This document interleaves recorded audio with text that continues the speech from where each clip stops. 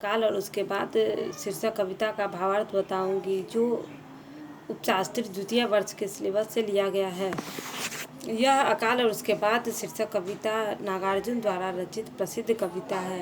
नागार्जुन मूलतः प्रकृति के कवि हैं। वे भूख की दाहिक मिथिला से हिमालय तक के देशिक और लोक जीवन की मानवीय प्रकृति के संवेदनशील दृष्टा माने जाते हैं। वे समाज के एक सच्चे हितैषी प्रतीत होते हैं। अनेक समीक्षकों ने नागार्जुन के प्रगतिशील दृष्टिकोण के कारण उनकी प्रशंसा की है। विश्वंभर मानव ने लिखा है कि हरिश्चंद्र युग के कुछ साहित्यकारों को छोड़कर पिछले 50 वर्षों में नागार्जुन जैसी तीखी व सीधी चोट करने वाला व्यंग्यकार हमारे साहित्य में नहीं हुआ है। अकाल और उसके बाद 1952 ईस्वी में लिखी गई एक प्रसिद्ध कविता है, जिसमें नागार्जुन भूख का शांति पाठ प्रस्तुत करते हैं, किंतु उनके साहित्य में अनेकत्र ऐसी सहिष्णुता नहीं है। यह कविता 2 खंडों में विभक्त है तथा दोनों खंडों में 2 स्थितियों का चित्रण है। पहले खंड में अकाल के समय की अवस्था का वर्णन है और दूसरे खंड में अकाल के बाद की स्थिति का।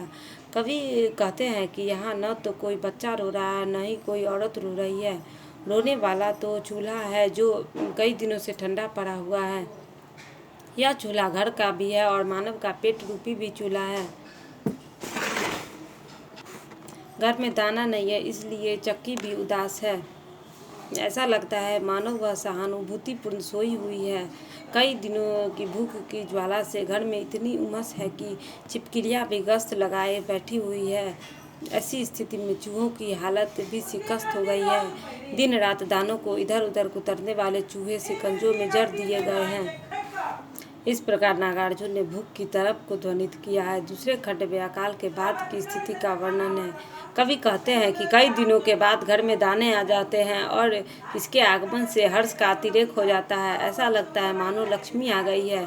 बहुत दिनों के बाद घर में चूल्हे जलते हैं, जिसका धुआं छप्पर फाड़ कर आंगन को छूने से आकाश को छूने लगता है। कई दिनों के बाद ऐसा लगता है कि मानो घर भर की आंखों में आनंद की चमक दौड़ रही हो। छप्पर पर बैठा कौवा भी मानो आमंत्रित होकर आ गया है और वह टकटकी लगाकर पंख खुजलाते हुए प्रतीक्षा कर रहा है। इस प्रकार इस कविता में भूख की तरफ को संकेतात्मक ढंग से प्रस्तुत किया गया है तथा दूसरी ओर भूख मिटने के बाद जो हर्ष और उल्लास उत्पन्न होता है, उसका भी वर्णन है। दोनों का अभाव पूरे घरेलू परिवेश और जीव जगत को दुर्बलता देता है, किंतु उसकी प्राप्ति सबको पुलकित कर देती है। निष्कर्ष रूप में कहा जा सकता है कि नागार्जुन स्वातंत्र्योत्तर भारत के प्रख्यात जन कवि है। उन्होंने अपनी कविताओं में मानवीय संवेदनाओं के साथ मानवीय संघर्षों का भी स्पष्टीकरण किया है। साथ ही आलोच्य कविता में नागार्जुन ने एक नया प्रयोग किया है। इसमें सामान्यतः उपेक्षित जीव जंतुओं जैसे कुतिया, छिपकली, कौवा और चूहे जैसे उपेक्षित के माध्यम से अकाल का सजीव चित्रण किया है। कवि ने अकाल के दौरान केवल मानव ही नहीं वरन उससे संबद्ध पूरा परिवेश प्रभावित होता है।